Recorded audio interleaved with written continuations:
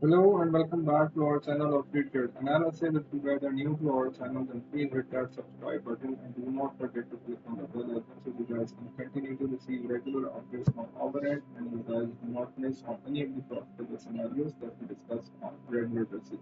Now, without wasting any further time, let's go straight to the chart of gold from where we left off yesterday.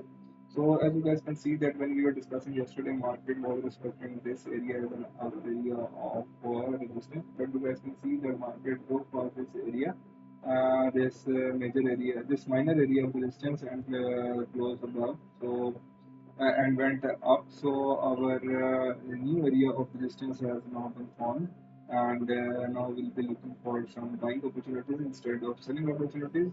Today we are not taking trades, and I've already set up the whole chart fresh for today for the 3rd of July. So just wait for the market to behave accordingly. So just wait for the market to either react from this area or from this area to take a good buying position.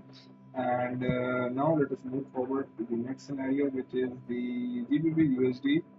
So in this pair, market has also changed its momentum from seller's point of view towards the buyer's point of view. Market has now gone above our area of short-term resistance, which was previously lying over here. Now market has gone above this area and broken this area convincingly, and it is currently over here. Okay, so we'll be looking for some buying opportunities in this GBP USD pair instead of selling opportunities. Our major area of resistance and support are going to remain same, and there is no further change in that.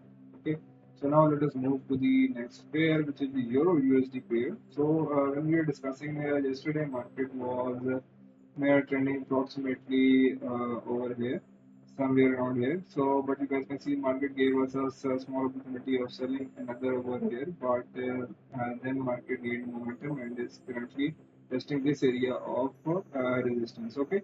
But since the market is gaining momentum upwards, so once market is able to break past this area, market will react market will try to reach our major area of resistance. But till then, we will be waiting for some buying opportunities instead of selling opportunities in this Euro versus USD pairs.